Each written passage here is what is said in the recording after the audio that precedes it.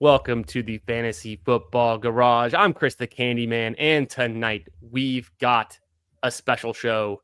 It is the Week 15 Advance Show. We're talking about all of the teams that have made it this far. We've made it out of the first leg of the race. We're on to the second leg.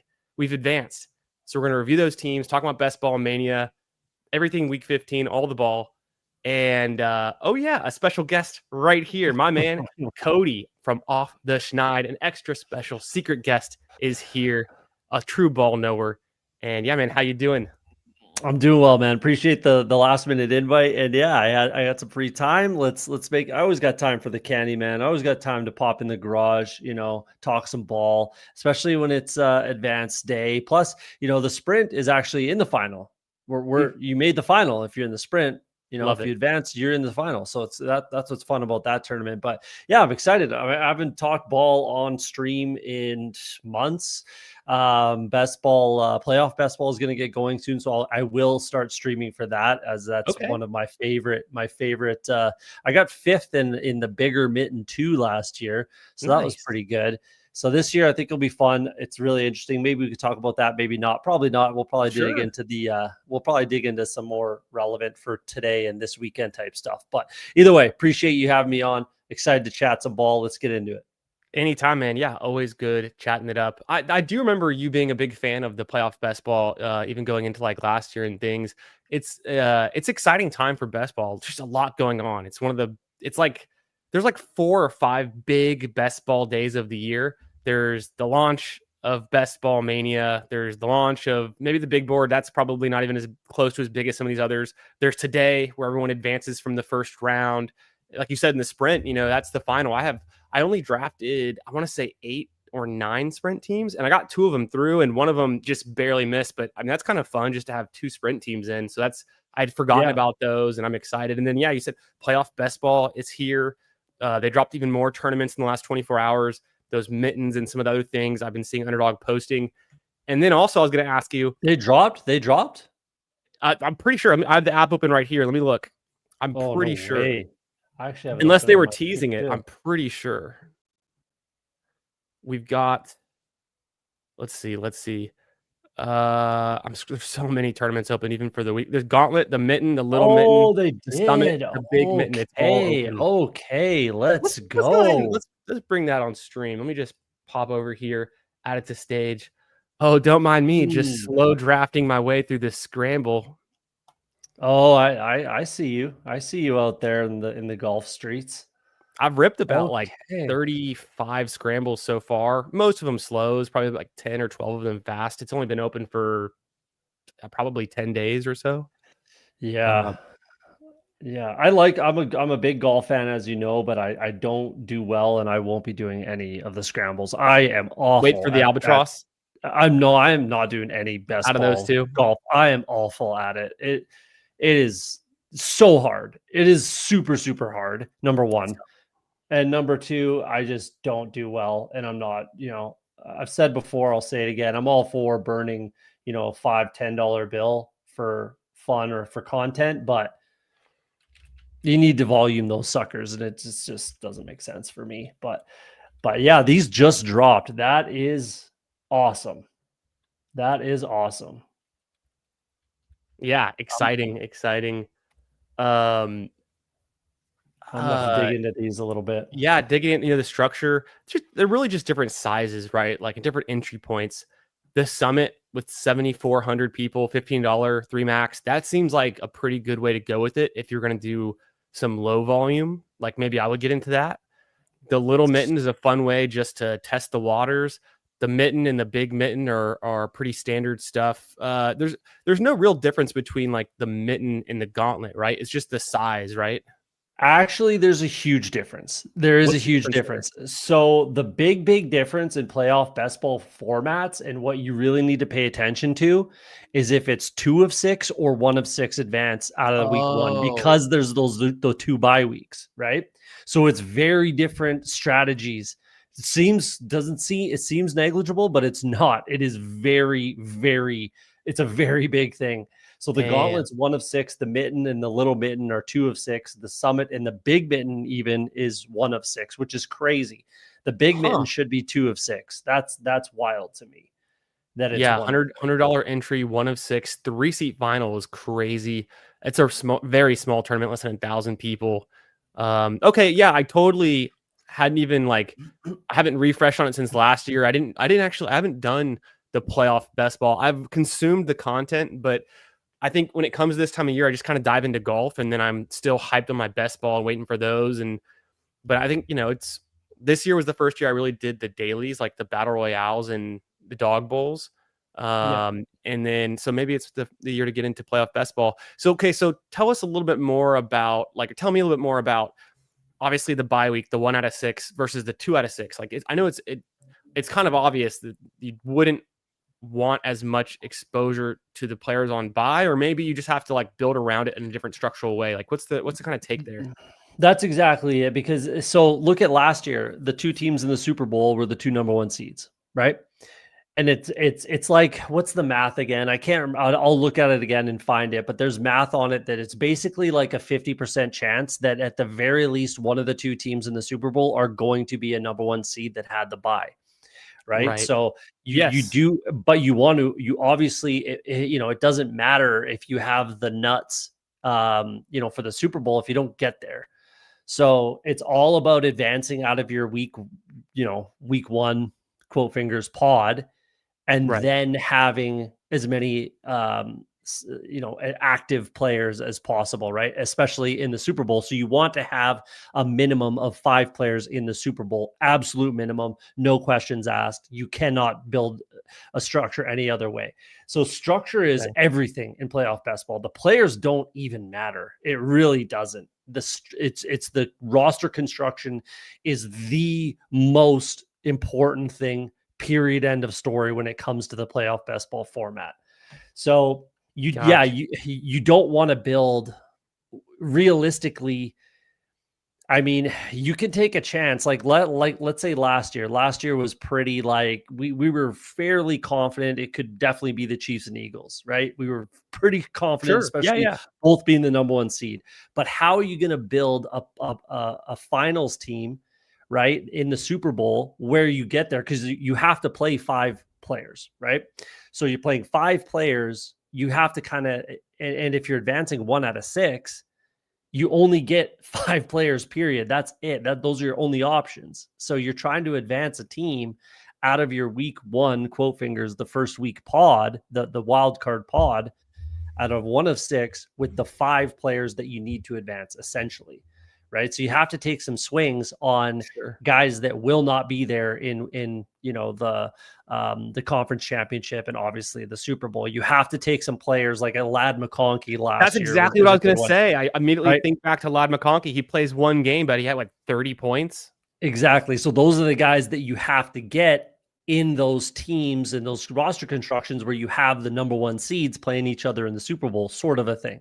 Right. So it's that's what I love. It's honestly like the most, I don't want to say beatable because that's not true, but it's the most kind of, I don't know, just where strategy and structure can go a long way. Like, I Okay. don't want to call it beatable, but I want to say like it's the best opportunity to make some good money because people have no idea what they're doing in Yeah. this. They have There's an no edge idea what to they're doing. knowing the structure. I correct me if I'm wrong. This is kind of a straw man example, but it's like, you know, as you start investing in one team as like your core team, it's better just to double down and get that third wide receiver or that backup running back on that team, because you're just saying that team's going to make it all the way. And then you throw on some ancillary pieces like a Lad McConkey or something that is, going for a, bigger week. Yeah, but it depends on your build too, right? Like, again, if you need those advanced pieces, right, then that's not the way to go about it. So it Yeah. really Cause is you got to just get there. so, yeah, it's so it's just, there's so much nuance to it is really what it is. So yes, if it's like, let's say you get Josh Allen and you're building out a Buffalo stack, right? We're pretty confident we like Buffalo to potentially go to the Super Bowl. So in that case, yeah, potentially a guy like Ty Johnson makes more sense in a Buffalo build Mhm. over a guy like, I don't know, who do we want? Let's say Bayshal Tootin. You know what I mean? Like it'd Yeah. make more Oh, sense yeah. to add on Ty Johnson then, or even Etienne at times. Like it would make more sense in some cases to pick Ty Johnson over Travis Etienne. That Yes, that's would, kinda what I was thinking, and that's kind yes. of the logic about making a bet and then you double down on that bet. And I think it's also interesting to balance the NFC, AFC component of it, right? That's something you have to be aware of. Yeah, yeah. So there's so many different strategies and structures that you can build around. That's what I love so much about it. And then like copy paste Lade, is that copy paste dates? I think so, yeah. Once upon a time. What he just said in there, like it's like Paul Lim in Omaha. Yeah, I love that analogy, and I'm a big Okay. Paul Lim in Omaha guy myself too. But it's very much like that because Funny how that works. again, like similar to Paul Lim in Omaha. If let's say there's a table of 6 players, same thing like these tournaments, these drafts, there's six teams, 6 drafters, right? There's probably only 3 guys that know what they're doing in the draft or in a pot limit Omaha table sort of a Mhm. thing. You know what I mean? Not a lot of people know how to properly draft this. So there's a huge edge, but there's also there can be so much variance because it's like I'm building I'm building let's say a Buffalo Rams just for sake of argument, right? I'm Okay. building Buffalo Rams and you are building Jacksonville, Seattle. We're going to stay out of each other's way. It's Yes. great, right? So I'm going to draft my guys, you're going to draft your guys, we're all happy. But then there's at least 3 drafters in the room that are like, oh, Khalil Shakir would be a good pick right here. Well, might as well just take JSN Snipes. out of nowhere. You know what I Snipers. mean? And they just kill your whole stack and your whole construction, and then that just creates a ton of variance and oddities and Hmm. madness.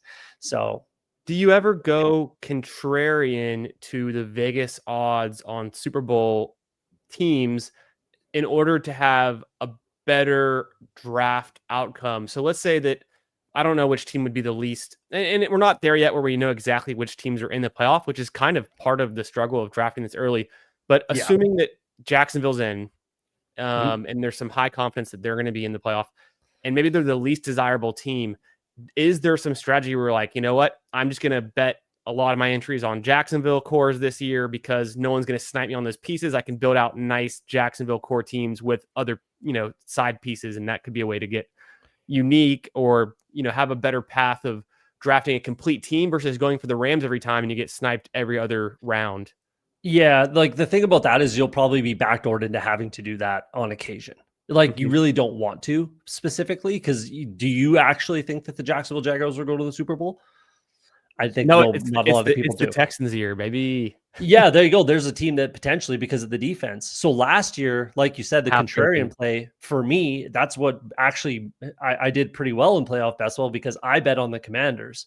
Mm, I thought they were very live to potentially go to the Super Bowl. I thought the NFC was completely wide open. They didn't end up going to the Super Bowl, but they got me far enough in a lot of tournaments, including the bigger mitten two where I got 5th. Right, it was the Commanders that kind of got me there. So what I would do in that case is if you're looking at teams like the Jags, even the Texans, like that, right? I look at potential, like I look at the Rams, right? That's what I'll build around is the Rams. And then I'll have a core of probably 4 Rams. And then I'll bring in 2 Jags, 2 Texans, 2 yeah. Bills, something In like case you that. want to pivot at, like you're saying, you can Well, then also it's pivot. Rams versus any of these 3 teams Yeah. in the Super Bowl. I'm good. Right. So that's kind of a big way that I like to draft playoff best ball is choose one team on each side, whatever Mhm. side, whatever kind of the draft like allows you to, and the position allows you to. And I build out typically at the minimum like 4 if it's a wild card team. If it's a number 1 seed and they have a bye, then 3. And then I'll build out the other side of the bracket, the NFC, AFC, right? What about QB strategy in this? Yeah. So again, same thing. If you're building out that number 1 seed, you obviously need a second quarterback. Yeah. So that's where it becomes okay. If it's like last year, the Eagles, right? Eagles are number 1 seed. So I picked Jalen Hurts. Cool, great, awesome. Jalen Hurts is what's going to get me all the way there. I just need to get out of week 1. And that was a big reason why I was heavy on the Commanders, because I liked Jane Daniels to have a big wild card weekend at a minimum. And then everything else is just cheese from there that I get out of him. Right. And they are both NFC teams, but I really don't care. The only reason I need Jane Daniels is to get me out of the wild card weekend. And then Jalen Hurts is my guy. And then if let's say they play in the NFC Championship, which they did, then I get multiple weeks of both quarterbacks. So which is ideal. So you really have to watch the bracket too, right? Like, can they play in the second round of the playoffs? Can they not? Right? Like, can they meet in the NFC Championship? Can they meet in the AFC Championship? Can I get multiple weeks out of these guys? Right? That's all the kind of stuff that you have to kind of think about and like strategize when you're drafting. Personally, I think it's a little bit too early to draft. I won't be drafting these yet. It's still a little too early for me. I want to have as much I want to have as much information as I can have while also maintaining some kind of an edge. Yeah, which is it is fun. I can see the gears turning. It's an exciting, it's an exciting tournament. It's an exciting format. You're getting me hyped up. I was so close to entering into it a few times last year. I did kind of a different version. I did more of like a DFS where you just get to actually pick which players. It was one of those special formats. It was actually Nez put together last year where you can only take one player from each team. So like I had Lamar Jackson, that didn't work out so good, but you could see how you would like try to get there, and then each round the points double if the player's still alive, right? Gotcha. Kind of a modified DFS pick. Pick it. It is fun, but yeah, man, it's an exciting time for best ball, and let's pivot. Let's say what up to everyone in the chat. Thanks for being here, guys, on a Tuesday night. Hope you're having a great advanced week. To all that celebrate, congrats on those that have teams that are still alive, and the fun continues. We're on to week 15. So let's talk about it. Let's talk about our teams, but quickly we'll say what up to everyone in the chat. And of course, a special thanks to Cody from Off the Schneid for being here. My guy, one of my favorite people to cut it up with in the best ball space, a true ball knower. Thanks again for being here. We got Copy Paste Laid in the chat. And I saw him drop some questions too, so we'll get into that. Putt Daddy, an OG, and always hitting the links. We got Jalapeno Jenkins. How we doing, my friend?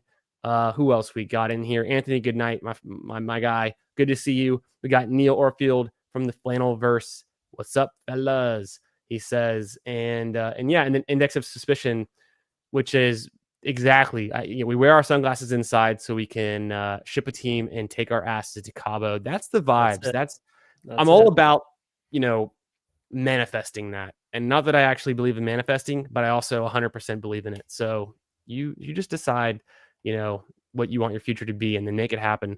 Let's see.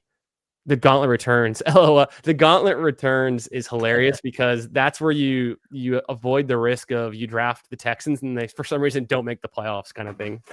Yeah, I actually don't draft the returns ones. I just but I put a fair amount of shekels into the playoff best ball. So we'll see when we get there. But I typically don't do the returns. I just let it ride. There was a question. I skipped right past it. I don't know if you saw it. That copy paste that one. Yeah, where is that? Yeah, there's a couple up from where you just the one you're on right now. A couple up. Okay, copy paste. Oh, here it is. And this one's to Cody. So I'll turn it over to you. How do you think about valuing potential wildcards now? You taking big swings. So I'm not drafting yet. I don't think there's enough information quite yet. So especially on like the NFC side, there's a lot of movement over there that could still take place. So I'm not drafting quite yet right now. I'll probably obviously wait till the end of this week and then see where we're at. What I typically like to do is I will basically get a core of a few teams, let's say 2 or 3 on each side, NFC and AFC. And I basically build around those teams. And then we'll see. For my first, let's call it like 25 drafts. Then I'll see who's not being drafted. So last year, that's what led me to the Commanders, because no one was drafting the Commanders. And I saw an edge there. So that's where I pivoted to. So this year, it could be someone like the Texans. I'll tell you right now, the team I'm probably going to be the highest on is the San Francisco 49ers. That's the team I'm probably going to draft the absolute most of in playoff best ball. I think they're fully live to not only go to the Super Bowl, but literally win the Super Bowl this year. With some good pieces too. It's pretty consolidated, right? It's obvious. Kittle, McCaffrey. I guess receiver is somewhat of a question mark, but it doesn't really matter in playoff best ball. It doesn't matter as much, nowhere near as much, right? So that's right now, I'll tell you right now, that's my number one team for sure is going to be the San Francisco 49ers. And then we'll kind of take it from there. So, or taking 2 QBs on Rams, for example. So that's exactly why I don't want to draft quite yet, because that number one seed in the NFC can absolutely change. The Chicago Bears went from number one seed to number 7 seed and potentially missing the playoffs with 1 loss in 1 week. That was insane. There's so much movement. I remember Thanksgiving week, I'm with the family. My uncle's like, hey, these Bears are legit. I like the Bears. I like the underdog. I like the Ben Johnson. I like that the Bears are doing. I think they're a real team in the NFC. And then 2 weeks later, and it's, oh, just kidding. It's the Packers. The Packers are the real team. Yeah, I mean, keep in mind, I picked the Bears to win that division before the season started. So I like the Bears. I kind of nailed that one. I mean, they might still not win it, and they're not winning it right now. But I did think that they would be a good team this year, and here we are. So, but yeah, that's kind of where I'm at with playoff best ball. I will be streaming playoff best ball, so go hit the subscribe button over there or whenever. Yeah, in a couple weeks. Shout out to the Index of Suspicion. What's up, brother? We got Willie Knows Ball in here, and also we got Adam from Nice and Blunt. How we doing? He said good call on the San Francisco. I think it's a fun one. I mean, and then yeah, Cowboys still live with that tie on the record. That's the one that's like tricky, right? Keep losing, so that could burn you. Yeah, if the Eagles keep losing, then makes it makes it easier for the Cowboys to potentially sneak up on them. Yeah, for sure. Who else did I like? On the Colts have been really falling out of favor, right? Like how could anyone go with the Colts these days with the whole Daniel Jones torn Achilles news, right? Yeah, to me, if it were me, I'd be scouring the practice squads. Like I posted on Twitter the other day, not all of the practice, because some of them don't matter. Like Spot Rack posted all of them, but realistically, there's only so many guys that are actually. I was looking for some starting experience in the NFL. So a guy like Sam Hartman, I liked. Bailey Zappi, I think would be the number one. I saw you post that. Yeah. Yeah, I think Bailey Zappi is a great pickup for them. I don't know why they don't go out there and get him. Sam Hartman played for an entire NFL season. He can do a lot of the same stuff that Daniel Jones can do as far as, mobility and stuff like that. So I don't know why you wouldn't go down that road. Sam Ellinger's out there who started for this team. Has experience with the Colts. And he's a dog. So those are the guys that I thought made the most sense for them to go after, but there's a couple other guys too. Like they got to make more sense in my head than a 44-year-old Phillip Rivers. Like that's just madness. That's honestly just kind of crazy. If you ask me. I think Rivers is there for emotional support or a deep backup, or just kind of he didn't even play in the playoffs that many times in his career is the thing with Phillip Rivers. So like, I don't know, but yeah, no, the Colts are pretty much dead. Not only the Daniel Jones and the offensive stuff, but their defense is absolutely reeling right now. Like the Travarius Ward stuff, Sauce Gardner's out as well. They want to play a lot of press man coverage. Not going to happen with those two guys out. And then what's the Buckner being out for however long? Like they're just giving up rushing yards left, right, and center. They can't run the ball anymore. They're pretty much dead, the Colts, I think. So the Jags and the Texans will probably get in from that division, and then we'll kind of see from there. But Phillip Rivers stack, let's fucking go. Says Sus. Get it, man. What's up, brother? Good to see you, Sus. Hope the teams are advancing well, my friend. Yeah, no, this is the playoff best ball. It's wild. It's crazy, and the big braining of which teams get in. That's the part I do like a lot, and where I've enjoyed the content over the last 2 seasons, even though I wasn't drafting the playoff best ball, like the gauntlet or the mitten. I still enjoy everyone kind of the gears turning and thinking about which team gets in. There's a 20% chance this team can still make it. Are they worth drafting for some kind of edge before the ADPs rise and things like that? It's kind of fun. Yeah, yeah, I do like all that stuff. There is a lot of like you kind of mentioned with the Jags. It's like, oh, just put a big bet on the Jags, but it's like, do you really want to do that though? Mm-hmm. Like Mm-hmm. yeah, that structurally it makes sense. I get it, and I'm all about structure. So yes, but like you don't you definitely don't want to like fall into that and then just continue down the rabbit hole. Like start forcing certain teams and certain stacks. But I mean, if you really believe in the Jags, then go nuts, go nuts. But True. And, everyone generally, the consensus is like, oh, the Jags, not our favorite playoff team. Maybe that's the contrarian take you need to get a little edge, right? Because if everyone's drafting the Rams, what's the point? well, yeah, something I was thinking about either today or the other day about the Jags was, maybe they're learning how to win. Mm. Like maybe Liam Cohen has taught these kids how to win and not be ashamed to win ugly. Like Oh yeah, there was a post game speech with Liam Cohen when he was in the locker room and he was saying like, "We're not apologizing for this. I'm not apologizing for this or whatever." Right? Like, I feel like in the past with past Jags teams, like the coach would come in and say, we can't look at maybe I don't know. I'm not in the room. But maybe he would come in and say, like, we can't look at that like as a win. We got so much to work on. We got to be better than that. Instead sure. of coming in and saying and celebrating, like I think a head coach should come into the locker room after a win and celebrate. Who gives a fuck how you got there, right? Oh yeah, The number on the left column is bigger than the number on the right column, and that's all that matters, right? no So doubt. work on the negatives throughout the week, like the next week. But in the moment after a win, go in there, guns a blazing, yelling, screaming, happy, laughing, everything's good. You just won a game in the NFL. So maybe that's the difference between this year's Jags team versus previous Jags teams is they're learning how to win and, don't make apologies for putting up a W in the NFL. So maybe that could be part of it. That was something I was thinking the other day about the Jags. There's a big team component of it. It's like the teams that are vibing, that have, picking up recent wins, that are healthy, have the right players making the right moves. I think, and I'm, a little bit of homerism, but the Texans are on a roll, and I just can speak to that because we just watched them in prime time.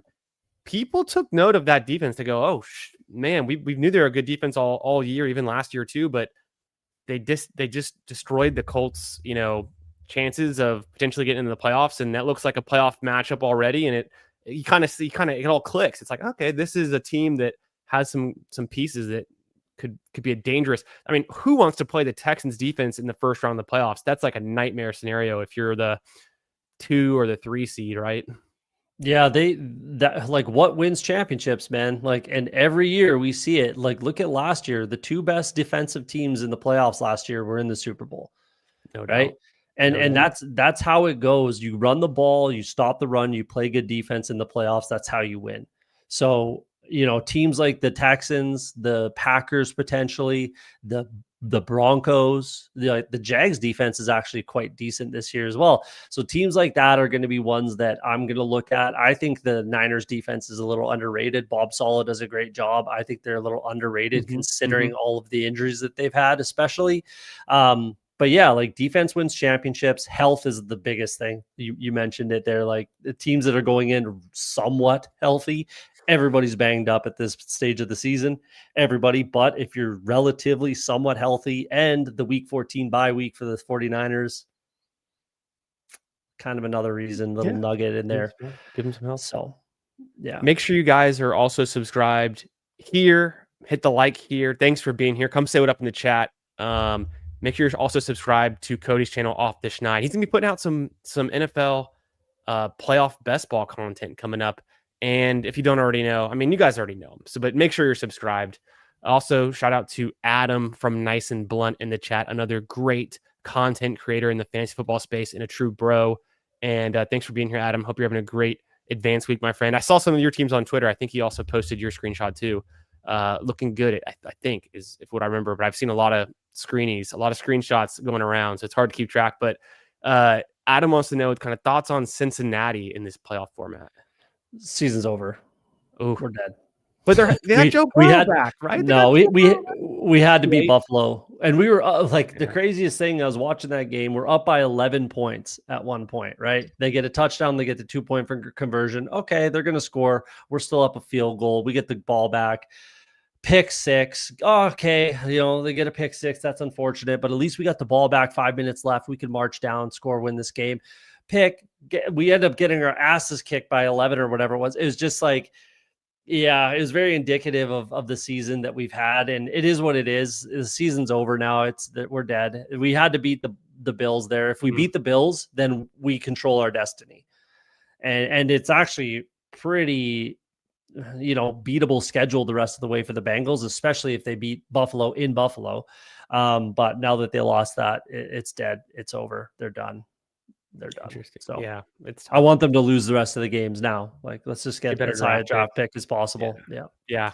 Move forward to next year. Kind of an interesting point. Sus Edwards, our guy, says here, he drafts him early because some people in his pod are going to have dead teams or players who aren't in the playoffs drafted on their team. Maybe they're flex, things like that. They have less depth, and then maybe he gets a super team. So there's so many different angles. It's the risk reward. This is one strategy that people take. And I like I said, I was alluding to earlier, I want as much of an edge as possible while also having as much information as possible. So it's kind of that balancing act that I like to play. I'm not drafting right now just because there's just too much that can change. I might have one super team out of 50, maybe, if I'm lucky. You know what I mean? You might have 49 dead teams yourself. So and even just, again, even having 2 players that are dead on your roster, so you have 8 live, great. You might advance past the wild card week, and then it's dead. It's just, I think it's, me personally, do whatever you want to do, obviously, but I'm not drafting quite yet until I get a little bit more information. There's some kind of how we draft all summer long. For whether it's Best Ball Mania or whatever, there's people who say I only draft in August. There's people who say I draft all summer, and you do have some worse off teams from maybe, April and May and June, but also you might get some weird teams through, kind of like Sus is saying here, which I can't segue into as we look at some of the portfolio of the Best Ball Mania teams that we have advancing. I noticed I have some that are from those early months, and they look very strange. The 18th round pick, the 17th round pick. One of them I just noticed randomly today that made it through has a Michael Wilson in the 17th or 18th round that I drafted him. And I didn't really draft him a lot after that point. So I drafted a ton of Michael Wilson in the pre-NFL draft, big board and little board, especially the little board, which I had a 35% advance rate. I only did 50 of them, but for some reason, I was really in on Michael Wilson at that time, and then I abandoned him. I abandoned that draft selection the rest of the summer, and man, I'm really kicking myself. But it's funny how our player takes can change. Sometimes they don't. You're notoriously hold to your guns and kind of stick to your guns kind of player take guy. But I feel like all summer I kept on just deciding that I didn't like a player anymore. I started to fade JSN after the big board. Things that were weird that I can't explain. Yeah, so that's why I don't do it. That's why I really like to hone in on my player takes in the big board season pre-draft.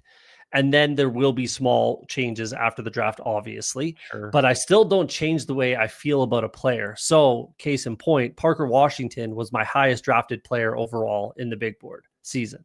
Yeah. Right. And that ended up actually working out pretty well. He hit the lineup a few times. Yeah. So then after the draft, obviously things change, right? A little bit, for sure. Not more than a little bit. Travis Hunter goes there, right? So then I stopped drafting. But then towards the end of summer, I started picking off more shares again because it's man, I still like Parker Washington. Why am I not? I know the team likes him. I know that he's going to get on the field. And if there's any kind of injury, so I ended up with I think 6 or 7% in the Best Ball Mania season of Parker Washington, which is probably higher than anyone else out there, realistically, at least close to it. But yeah, so that's when I like to like hone in on my player takes and don't change it unless there's a reason to, right? So a guy like JSN, there really wasn't a reason to. You just kind of second guessed yourself, maybe overthought it, whatever. Maybe listen Yeah. to someone else's opinion on it, even, which, can happen to anybody. Hartman. Yeah, there you go. Which can happen to anybody, right? So that's why I'm so hard and firm on my takes, because if I'm wrong, I want to be wrong. I don't want you to be wrong for me. And then, you know what I mean? I'm upset with someone else because I didn't draft someone I liked. No, So it's always on me. But I love to be compelled by other people's strong takes, and even if I don't agree with it and it doesn't impact me, I like to, why are they thinking that? Why? What are they seeing? And it's part of the big swing, big miss, or big hit mentality in these tournaments that are so top heavy. So I love it. It's part of the fun dynamic of it. Oh yeah. So Adam's saying he didn't post it yet. I must have seen somebody else's. I mean, I've seen a million today. Uh, Best ball Twitter is just rampant right now. And we were leaning into it, Cody. You and I, over the last couple of days, we had that one team brutal. that I snuck through. We can look at that one too. I'm still waiting on stat corrections. We'll pull that one up in a sec. We'll allude right into it. But I got lucky. I got away with some murder there. I had a 3 QB team. It was Purdy, Fields, and I think Michael Penix, and obviously none of them are playing in Week 14. And I had a Jalen Wright, that was my only viable RB2 that really propelled this team.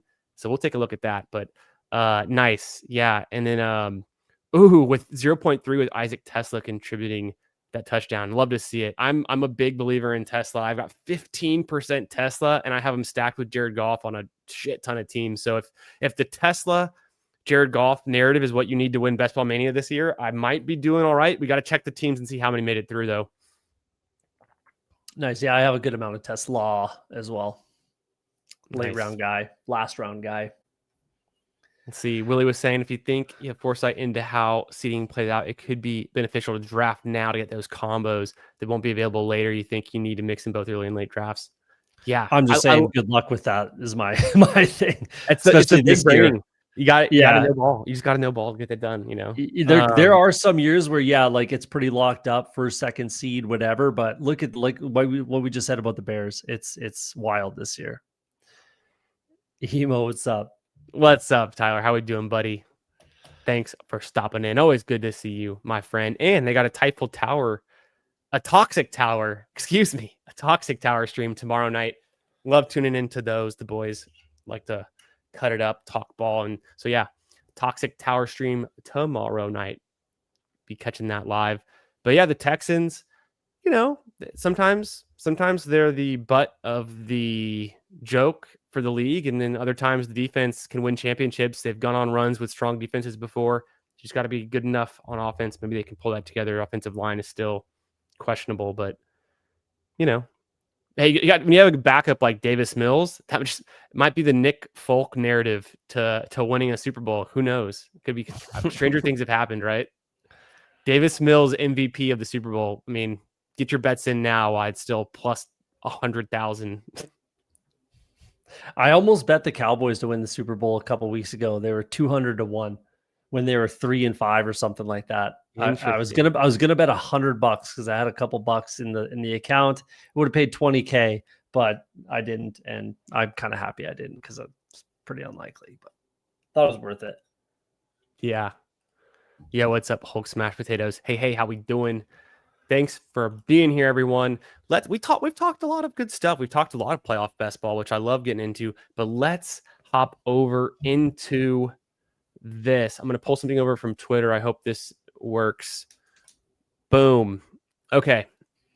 So this is from I saw this earlier today, and it blew my mind. It's intuitively like I knew it's something close to this, but I didn't think it was this crazy right here.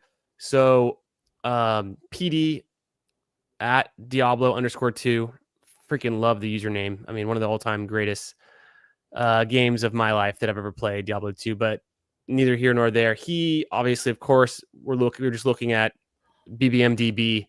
And so the BBMDB man himself, PD, he posted this, and you can see it here. 41% of the advancing teams in Best Ball Mania only have one QB active in Week 15, which is like probably, I could just assume is the all-time highest percentage of only one QB active that we've seen in this 6 years of the tournament. Like, it has to be, right? Yeah, the Daniel Jones injury obviously is the big reason why right Mhm. there, 'Cause it right? happened right before. Yeah, exactly. And he was a massive like advanced piece as far as Huge QBs are advanced piece. I concerned. have a ton of Yeah. Daniel Jones. Yeah, so any team that had like Daniel Jones, Justin Fields, and someone else, right? That third quarterback is now their only QB, where they're an Or is Justin advancing Fields gonna team. So play this week? maybe, I don't know maybe yet. But it we sounded don't like know yet. Tyrod Taylor might be down with the groin. I don't know. It's is it Brady Cook? What's going on? I don't know. So, We'll see, and we can we'll maybe find talk out. about that. But yeah, that's the big reason I think why it's so if you have one, two, or three quarterbacks available, that's a huge edge, just a massive edge. And is this just for Best Ball Mania draft season, or is this for all of it, I including believe. big board season? I don't think I was able to confirm. Let's see, but I'm pretty sure because I think he was just kind of diving into, I'm going to maybe it's assume across all tournaments, but I thought this was specifically Best Ball Mania. It doesn't really I say in think his notes. it's probably just Best Ball Mania, I would Yeah, imagine. because the Uh, size of it, right? Because there's actual counts of teams here. So if we did quick math on this, 300, we're at almost 5,000. We're at 7, 8. We're at 11. We're at 12. So 120,000 about. And how many advanced? 120,000. I don't know. 600 divided by two. Let me Yeah. do that. Yeah, Leaderboard. something like that. Yeah, 112. So we're right. Yeah, yeah, It yeah, is. It yeah. has to be. So yeah, we got there. We figured it out. Gotcha. It's definitely just Yeah, Best Ball Mania. So yeah. incredible stuff here, like some cool insights. I am in the camp where I probably have a lot of one QB active teams, and I got to dig through my teams. I've got 25 Best Ball Mania teams. I'm a perfect 16.7% advance, which that brings me up to my next point that I wanted to bring up on Twitter was and follow me on Twitter at FFB Garage. But I don't know if I think everyone's seen this. Oh, and then I'm gonna pull up the Twitter thing that you and I were reviewing our teams. But where pulling it up. I'm digging through. Um, Man, I didn't even know that. I didn't even think to check that yet. So yeah, I don't. I think I have a couple that have one left or one quarterback, but I've got a lot of multiple quarterbacks advancing. So that feels huge good. advantage. Yeah, that feels really good. Yeah, what up, FK? How we doing? Yeah, imagine being one of the guys that has 0 QBs. Especially if you drafted four. Incredible. Yeah, incredible. So you guys already knew this. But like I said, here's my advancing 25 teams, but that instantly reminded me of one Chess Liam's post. Shout out to Liam Murphy. And this was one of the most controversial posts of early September. Do you remember this, Cody? Oh, yes, I do. Yes, So, I do. and I love it. And I think Liam's obviously a It's very sharp actually drafter. better to advance less It's teams. better to advance 25 out of 150. And you know what? I agree. I 100% agree. I'm in the boat. Hey, I'm I here. advanced 24, so let's go. Yeah. Let's fucking go. I advanced to 25. And so I'm looking forward to my first Best Ball Mania finals. This is my third year drafting Best Ball Mania with some volume, with some intent. And second year, I think it's my second year maxing Best Ball Mania. And so I'm looking to get a team in the finals. I'm We're in the not due exact yet, same but boat. I'm getting close to due. We're in the exact same boat, you and I. I think know. I did 50 2 years ago. I maxed last year. I maxed this year. Yep. This is my worst advance rate of my best ball life this It year. is mine I'm too, pretty actually. unhappy about that. Pretty embarrassed about it, if I'm being No, honest. no, no, no, no. It means you're Pisses going to me get off. to the finals. We got the Hopefully. answers right here.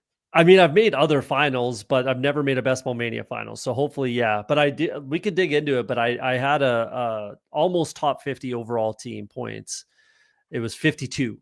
So that's kind of annoying. But considering it's a difference of $500 between 52 and You had a team 49, get but 52nd? yeah, That's in insane. My best overall team was points. like 800 and it paid out $200 and I was kind of mad because at one point it was much higher and it's fine. Why would I get mad? But like I don't know, who cares? At the same time, it's like maybe that should have been a marathon team.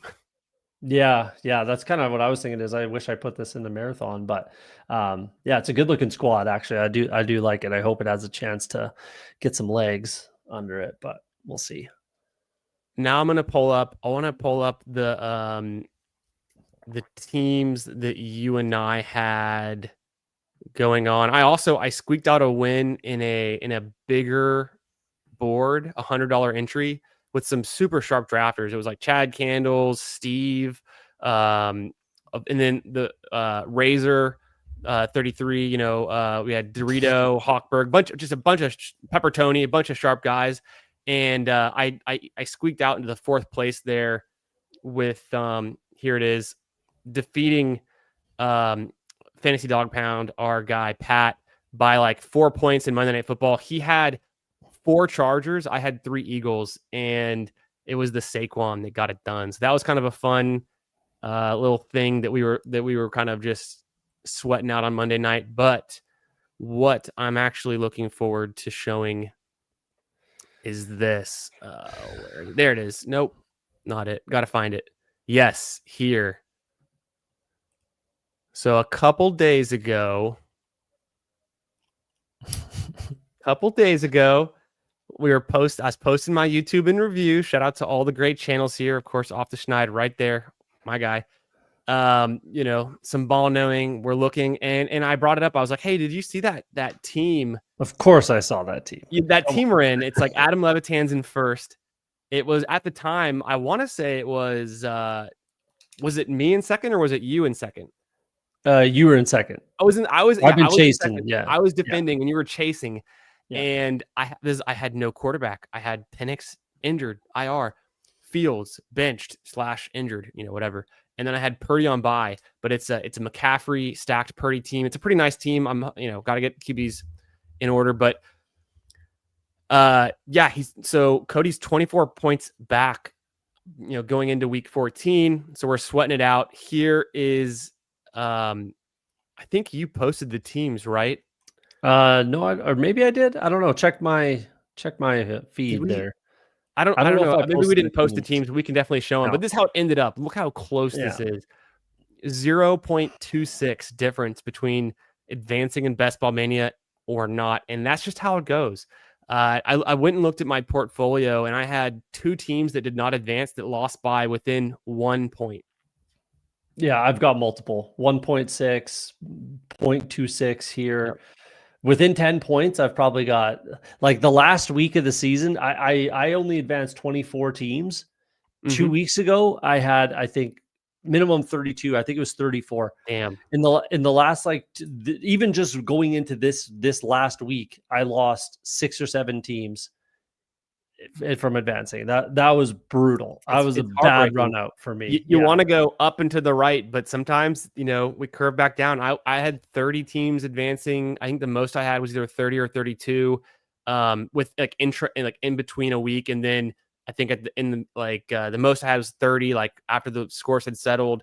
But then in the last couple of weeks, I was 26, I was 25, and so I was kind of borderline 27 to 25. I was hoping to get 27 or more, but that's just how it goes. But you only need one. You only need one, is what they say. Yeah, we'll see. Hopefully, fingers crossed. I got a couple squads that I'm actually pretty optimistic about, and I really like, including that. Yeah, 52nd overall total points. That's pretty decent. So hopefully that team can, like I said, get some legs under it, just advance into the semis and see what happens from there. I'm gonna go ahead. I'm gonna find that team, and I'm gonna pull it up. Oh, it's so much harder to see in the actual app. I've got the app open. It's so much harder to see here, but I can find it. I wish I remembered exactly what I named this team. It's a second place team. And it's got Brock Purdy, Fields, Penix. So San Francisco, Atlanta. Boom, there it is. And it's a team me and Bindles drafted together live on stream. So we've got this one. I streamed a shit ton of drafts this year, and then I threw an S next to him if I streamed it. So this is a draft that we can go back. Hey, maybe we ship, maybe Adam ships. We can review this one, but man, look how close it is. And Adam's team, like, that's a pretty huge score. We're trying to, both you and I were trying to sneak in here. It's still not over, man. Stat Yeah, corrections. we'll You see. We'll never see. know. You It never does come out know. what, tomorrow or It's not Thursday? likely, but So let's look. Well, yeah, first we'll look tomorrow at or the team that Thursday. was defending, and I'll keep it on all weeks. Just week No, 14. yeah, let's do Yeah, just week 14. It kind of you lose some of the players that I guess at least on the phone you can't see the ones who don't score. But Fields 0, Penix 0, Purdy 0. Yikes! So you needed 24 points. I'm giving up 24 points, essentially almost right there, maybe 18 points on average. But I had Kyron and Jalen Wright, and then of course I had McCaffrey on bye. Kyron and Jalen Wright both hit huge for me. So that Jalen Wright coming in for the injured Achane is just the luck I needed. I mean, wow. pretty much. The Jalen Wright is what did it for you, My wide obviously. receivers completely all sucked. And a couple guys on bye, Drake London hurt. Tight end never matters. So Yeah. I got by with like 66 points. Yeah, Crazy. I definitely would have had a better team heading into the finals as well, or into the Best Ball Mania playoffs. Except for my tight end situation, I had Ertz and Laporta with Schultz, so I would have had just Schultz moving on as my tight end. But Yeah, it I is mean, you what it had the is. Like JT you and said, it Judkins. happens. That's a strong combo. Lamb, Yeah. I don't know what his status is. I haven't seen any updates. I haven't really looked for them, but I wonder. Of course, you have Pickens. So the double stack for Dallas is very nice. JMO with that Week 17 bring back would have been sick. Luther Burden looks like he's relevant. Terry McLaurin's healthy and relevant. Jaden Higgins nice.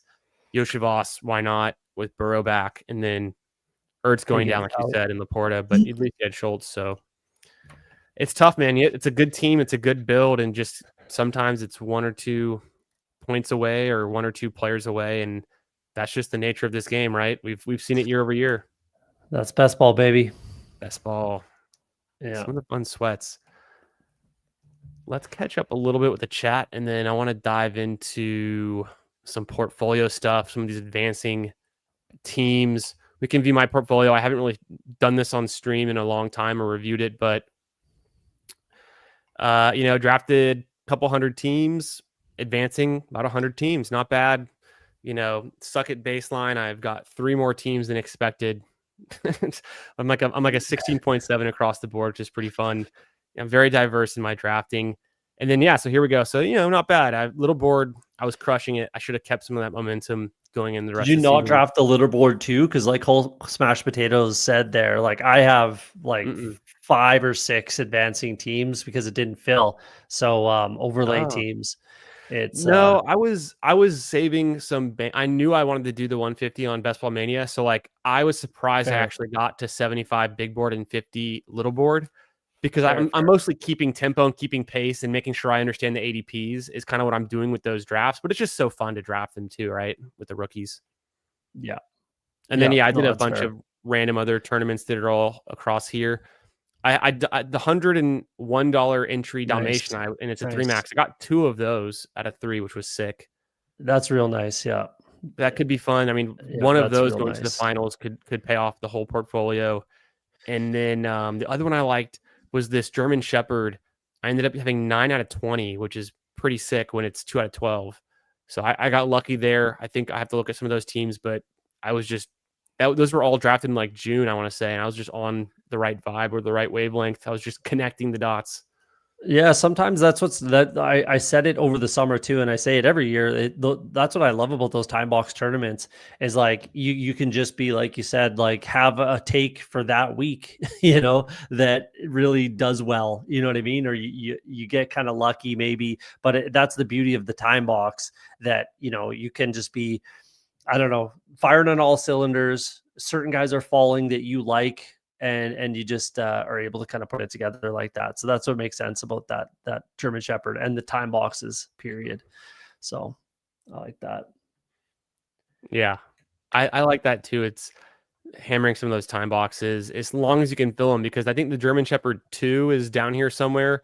I didn't do as good in that one. I 0 for 3, but I just remember I didn't that thing opened and closed in like one day. And I wasn't Yeah. so I did no slows. I essentially did no slows this summer. Maybe there's 1 or 2 in here or a couple in some random tournaments, but no slows was my philosophy for best for football because to me it just I don't know, I wanted to get them done and I hate being on the clock with so many um Slow where draft you have to hell draft. Yeah, hurts, slow man. draft hell because there's 18 rounds and you have Hate to it. constantly correlate and think about your team and draft and remember who's in the room with you. There's just so much to keep track of. So I'm not a big fan of that. One thing I thought was kind of funny down here on my portfolio was which one was it? There was a tournament where I entered 5 teams. It must have been the Little Dalmatian, $1 entry. Oh, it went to 2. It was at 3 out of 5. And what I did there was this was in, I think it was in July or early August. And my ranks were so iterated at this point that I felt confident. So what I told Hartman and Huhames was like, I was like, I'm going to auto draft 5 teams with roster limits based on my ranks alone and just never touch it and see how it does. And I got 2 out of 5 advancing. So this is like a little bit of confirmation bias that I had some good ranks, but fun to see. I hope you win with one of those. Well, yeah, Little Dalmatian. I think the max prize is like 2,000. So if I 10. do win, Oh, wow. I'll be Yeah. happy, but I'll also be like, you know how it is. I got Yeah. to save that luck for something that counts. Yeah, that's like what Justin McMahon did for golf for the scramble. He maxed the scramble just 2 years based ago, off of ranks. Was even it 2 last years year, ago? right? Whatever. He did well actually with it Yeah, too. He did really well. get some So good ranks that year. Yeah, that was the one 2 years ago. I think I know specifically what you're talking about for that scramble. I remember he did really, really well in auto drafting on his ranks that year. Yeah. You can auto draft in golf. I you think can, yeah. it's become more nuanced. They updated the scoring this year. I don't know if you caught that yet. No, like I said, I won't be drafting it. So Okay. yeah, it is what Then I it won't is. bore you with the details, but they added like positional finish. It's like if you get That's first, you get 20 points. That didn't used to be a thing, right? So now actually Scotty Scheffler gets even more points for winning tournaments, and that kind of skews towards you have to, if you get a top 10, you get X amount of points. You get a top 25, you get some other points, and so you Oh, it's can't just get definitely more nuanced then. Yeah. you can't just get a grinder who has like equal birdies and bogeys and then finishes 30th. Like that's gonna not actually matter as much as someone who gets like 5th and has Hmm. some less birdies, but also less bogeys. But like it was just so weighted towards birdie scoring only. Even if you had Yeah. bogeys, they could like outweigh. So And eagles and stuff. But yeah, anyways, yeah. exactly. Yeah. Yeah, what's up, Sean? How we doing? The London Penix IR combo. I know that's what my team had. I had Dang. Penix and London and they're on IR, and that almost cost me in advance. But bro, oh, you hate to see it. I mean, I was all in too on London and Penix. I'm a believer. I, you know, player takes is how you can get there. Who knows who's going to be right, but I wish I did have more Drake May instead of the Fields teams that I drafted, instead of the Penix teams that I thought I could like get later, because I thought, and I drafted a ton of Jaden Daniels, just got somewhat unlucky with the injuries, but who knows? I kind of thought that Penix and Jaden Daniels had as good or better of a chance of having the Drake May season that Drake May had than Drake May himself. And so like I was wrong there. That's going to hurt my advance a little bit because I drafted 13% Jaden Daniels and let's just say 11 or whatever 10% Penix, and my Drake May's like at like 8 or 7%. So if you would have gone way heavier and said no, it's Drake May's the guy, you would have been right this time. But kind of, sophomore quarterbacks, you just pick a few and see if you can get right, and if that's the team you want to have. The Patriots, I think, are a big surprise, and that's right where you want to be. The Colts were a big surprise this year. If you had Colts up until this point, you were feeling pretty good. Yeah. Yeah. No, that you got to kind of nail those, and the Patriots would have been, like you said, that team like Drake May with Stephon Diggs did pretty well this year. So Oh shit! I take back what I say about the yeah, Little I thought it Dalmatian. was like 10. I thought it was like 10. I knew it wouldn't be 2. Like there's still I'm decent so payouts, I'm but so all of the like weekly. primetime paloozas and all the dailies have like corrupted Yeah. my thinking. I'm like, oh Yeah. yeah, Best Mania. What are we playing for? 50,000? Oh shit. No, you forget what you're even doing 10 months Yeah. later, 8 months later, 6 months later, from all these drafts, whatever we are. No doubt. I feel Yeah, you. man. Do you want to Nice. dive? We're looking at my portfolio here. Do you want to dive into to yours? Do you want to look at kind of your progress, or Sure, you could pull it up. Yeah, I'm unhappy with my advance rate. It's the worst advance rate of my entire best ball career, but it is what it is. It'll happen, and hopefully that leads to somehow winning a tournament. I don't know. you got the volume though? I mean, the volume's on your side. You still have 162 live. Yeah, it's looking pretty okay. I mean, I definitely have some runners, that's for sure. Hopefully something in Best Ball Mania, but where I'm Yeah, Look at this is this the team. why does it say 53 for you? That's weird. Stat corrections, Oh, bro. I'm tied. No, I'm actually tied exactly with Nez, which is No, no interesting. way. Yeah, we have the exact same The, score. But the man, Nez, the rich get richer, as they say. The dude's just crushing every tournament he enters. Can you spare some luck for the rest of us, Nez, please? yeah, we were both sweating that 1K versus 500, but it is what it is. But yeah, that and realistically, I shouldn't have even got there because Blake Corum, you see there on my running back room, like had obviously a huge week. Sick. That was the only reason I was really as high as I was.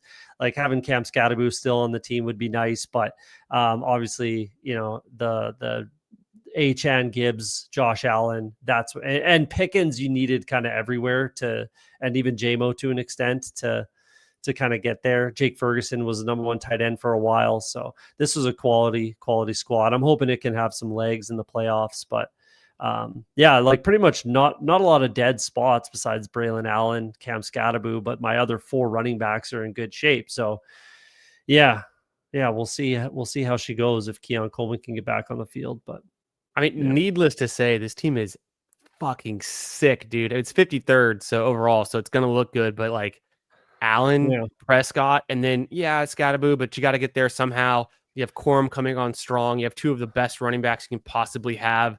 You have all these receivers that are one big play waiting to happen. Coleman's been kind of a shithead, so Trey Harris hadn't played much, but we're nitpicking at that point. It's Jake Ferguson and Finn are like 2 of the favorite tight ends to have right now, I think, just with the teams and the way they're used. yeah. No, I'm pretty optimistic. Like I said, I'm hoping this team can get some legs in the playoffs, but you got to get through those pods, right? So we'll see. I have my Dallas double stack Washington bring back for week 17 with Love it. Debo. That's kind of what I'm banking on there. So yeah, I hope if it can get there, then I think it can do some damage and make some noise. And Josh Allen, I was saying over the summer, and BBG, who may or may not be coming on, I went on his show and we did a build, regardless. But the build was with Josh Allen, and I was telling him like I really don't think we need to be stacking Josh Allen at all this year. Potentially, if it Mm-hmm. works and falls into your lap, cool. But I really, really do not think we have to force anything with stacking Josh Allen. So that's kind of where this whole structure came from. And you left out your guy, Woody Marks. Woody Mark, that's also a very impressive piece, I think, Yeah. and more of the fun to this. Like Scottaboo gone, but Marks is there, and he can. We've seen a big game out of him. Can he fall into the end zone a few times or break a play? So yeah, I mean, this is a nice team. Um, oh, I forgot what I was gonna say. I was gonna say something, but yeah, man, this is a fun one. Oh, the idea about the quarterback. You know what it was is I've wrote a note in my phone, and I keep a note every off season between summers on best ball lessons learned. And I've got a big running note right now, but one of the notes I just put in there is quarterback is potentially like the most replaceable part of the team stack. And I'm kind of coming along to learn that more because, okay, you've got a team with, let's say, Josh Allen, you might not need his pieces. Let's put the other end of it. Maybe you have all of these Colts receivers in a Jonathan Taylor team, but you don't have it stacked with Daniel Jones. Good. Maybe you have it with Matthew Stafford. Even better. Like, so it's more about getting the players that are at the position the best value where you can get him in the draft. Because like, is Stafford paying off huge? Yes. He might not be the guy you need week 17, but like he can carry some teams there for sure, at least. And would you rather have like an unstacked Matthew Stafford right now or a completely stacked up Daniel Jones with all of his receivers? It's like you'd rather have the Stafford with the Indy receiver combo, even if Stafford was unstacked. So there's so many unforeseen circumstances, whether it's injuries or things that can happen. And we've seen a ton of quarterback injuries this year, so maybe it's a little bit exaggerated, but like, and that's a terrible straw man example, but it just makes me think about next year as I'm drafting, why would you pass up on a quarterback who has potentially been like a league MVP level talent? Why would you pass up on a Jackson Dart in the 18th round or even a Shuck in the 18th round? If they're starting at this point in the season, they're way more valuable than a Trey Harris type of guy, right? Or I'm picking on him because I saw his Well, name. Or yeah, I mean, number one, it depends on the quarterback. Yes, like Josh Allen is going to score you double-digit rushing touchdowns, so that's a different conversation. But and I do agree. But like guys like Shuck, guys like obviously Shedeur Sanders, who we still know nothing about, like they haven't gotten you there. Right. So maybe if you had, yeah, let's say you got lucky and had Matthew Stafford, or let's say you even had Josh Allen and then you brought in a Tyler Shuck at the end, like realistically, they're not going to make, like Tyler Shuck's not going to crack your lineup with that quarterback anyways.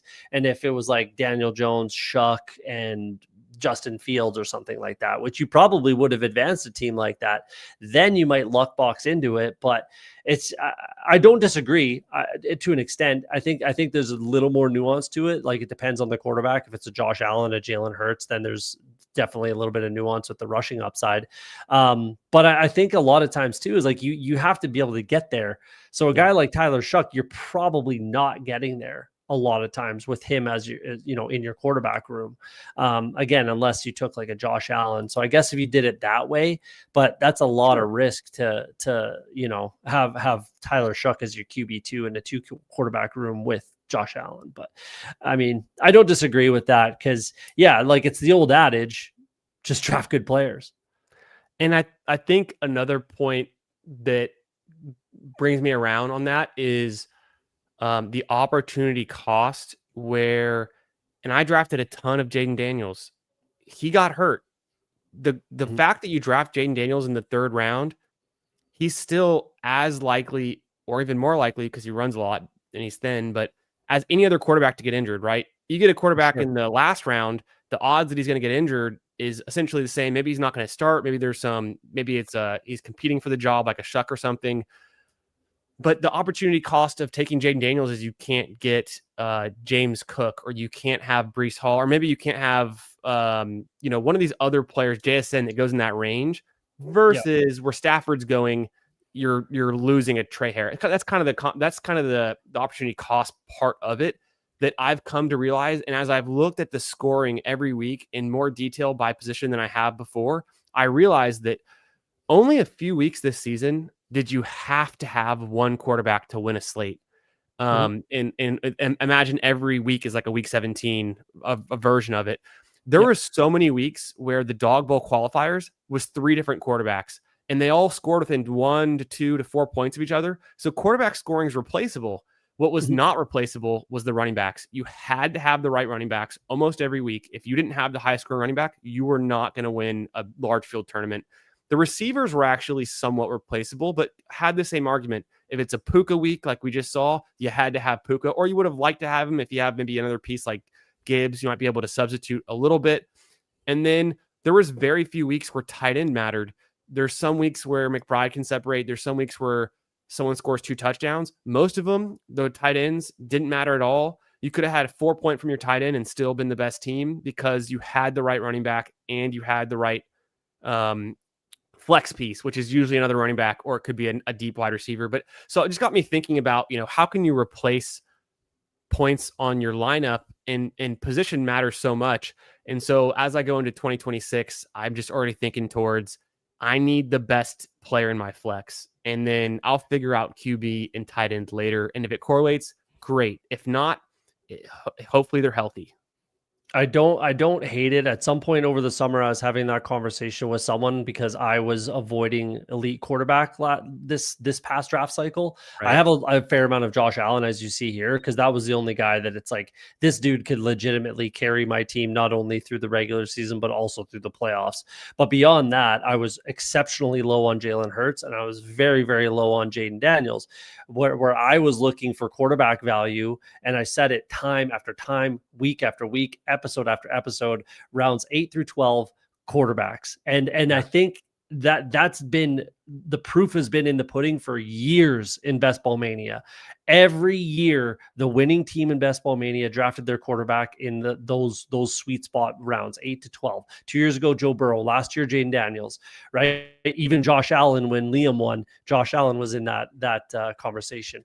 Right? So that's where I'm always going to continue to look. And this past draft cycle, that's what I was doing. And I said time after time after time, I'm not drafting any of these rookie quarterbacks. That is also how I missed out on Matthew Stafford. I have pretty much zero Matthew Stafford, which kind of hurts me, obviously. But I have a crazy amount of Dak Prescott, as you see here, Drake May, guys like that. Love it. That's where I think, because I agree with you in that like I agree with the essence of what you're saying, because you absolutely have to show up in week 17 with Mike Evans, who puts up 30 points, with CeeDee Lamb and an Amon-Ra stack in week 7. You know what I mean? Like, we see it every single year. You have to have those players, and they're always, it's never a quarterback. So I 100% agree with that. With a little more nuance to it. But yes, I definitely do like that. Let me pull this bad boy up. I'm just making sure I've got the right view before we get into it. But this, and because you just reminded me of it, it's way over here, but as we can see, it's fine. This is El Gru 50's team from last year, right? And it's somewhat of, this is like somewhat backwards engineering, but also it's kind of like you already have the answers to the test. It's not the perfect way, because process over results, right? It's like you have to have a good process, and you get lucky sometimes with the result. You can't just say, okay, this is how you should draft. But as you described, the quarterback that did it for him round 8 was a round 8 quarterback, and the other one who scored 4 points less, 32 points, round 10. Yep. Right. Every year we see it. The quarterbacks are always rounds 8 through 12, and it's always maybe a rookie that, kind of come, like, again, Jaden Daniels kind of comes out of nowhere a little bit. Burrow, not necessarily Burrow, but Josh Allen when he was young. Burrow last year, round 8, Joe Burrow, and he went last year? Round 5, round 6, maybe. Yeah, he was that going. Remember, it was the 4 or 5, or was it? I guess you could take him at the 5-6, the 5-6 turn. 5-6, and people were trying to push him to the 7, right? Yeah. That's what it was. Right. So, and obviously that didn't work out. Obviously, injury, it is what it is. But either way, it'd be difficult for him to outpace Dak Prescott, who was a 10th, 11th round pick this year. So this is the 4-5, and then you try to push him to the 6. I have to look at a draft board, man. Whatever it was, he moved up is what I'm getting at, right? Yeah. Like, he went from a round 8 guy to around whatever 6th, maybe 7th at the latest tops. But again, even a fully healthy Joe Burrow, it would have been difficult for him to outpace a Dak Prescott as far as fantasy points are concerned. So, and if Dak Prescott went, like I said, 10th, 11th round, something like that, right? So. And again, like you said earlier, who are you getting in round 6 instead of Joe Burrow, right? Mm-hmm. That's where you're getting your flex option probably, or your wide receiver 3 maybe. Yeah. Right.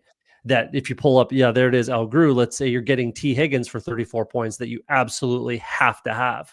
You need that. You had to have Devonta Smith. You had to have, right, those types of guys. So, and you had to have, I think. I think it was Jonathan Taylor and Gibbs, if I'm not mistaken, were the 2 highest scoring running backs. I want to say that week. I've looked at it a million times, but it's been a while. But the thing was, you needed Jonathan Taylor. Didn't Chase, if I'm not mistaken, you wanted his points from week 16. A week before, yeah, week 15 or 16. But then, you had to have the Higgins piece here. If you didn't have Higgins, you couldn't have won the Higgins-Burrow stack. Yeah, exactly. So, that's something that I'm going to be probably I don't know for sure. Obviously, we don't know what the draft board is going to look like next year, but I assume that I'm going to be in the same boat next year, and rounds 8 through 12 are going to be overwhelmingly where I'm drafting my quarterbacks, but we'll see how it shakes out. We'll see. Somehow someone posted his draft board here too, and I grabbed it at that time. It was from June 20th. So pretty early Hmm. on. And then you can see the room around him and just where things were going. It's kind of fun to look back through. I don't know why it's not loading. I have all of the previous Best Ball Mania winners on this page, but it looks like some of them aren't loading. And I think it's just the size of my Google document and the fact that I haven't opened this document in a while. Oh, here's one of Hmm. them. Here's other ones. There we go. It must have gotten moved. I must have moved this image. There it is. This was, yeah, these got shifted around at some point. This was Fareed's team, right? Right here. Yeah, that was the Amon-Ra CD that you had to have, right? Yep. You had to have that The 1-2 chalk turn. start that you had to have, Because that was right? 2023. That was week 17 ended on New Year's Eve. And that's when I got 7th in the Poodle. And I had this exact same start with Amon-Ra and CD and a few of the other pieces like Jordan Love, Juwan Johnson.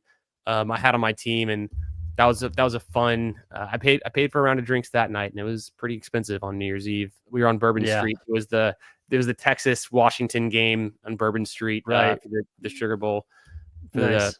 college football semifinal. But man, good And where times. did he Yeah, where did he draft his quarterback? exact. I mean, look right here again. We got Tua. I don't think hit the lineup, but Jordan Love No, but even round later, 9, right? Jordan Love in the 12th. So 8 through 12, right? Take It's note. just it's like clockwork, man. Yeah. It's very similar. This one was interesting because you did have the Kyron surprise in round 18, which doesn't always happen.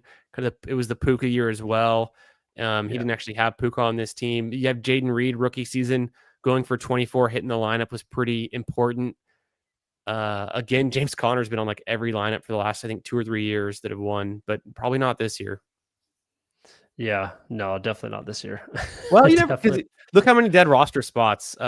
Madison's essentially was, Especially early. Like his 3rd and 4th round draft picks were dead. yeah. Well, Cooper had some Cooper games had a nice week early 15. He in the sat week 16, right? Oh, did he? Okay, yeah. And early in the season he had some decent weeks as well, some big spike weeks, but yeah. Oh, and that Mostert was helped to get you there. Mostert's. Yeah, for sure. So Hubbard, I think, was okay that year. No, he was really good that year. That was a huge year for him, yeah. Or no. He was decent that year. Not as good as last year. And then this is That's Pat Surtain's Crane. team. And where did he draft his quarterbacks? Candyman.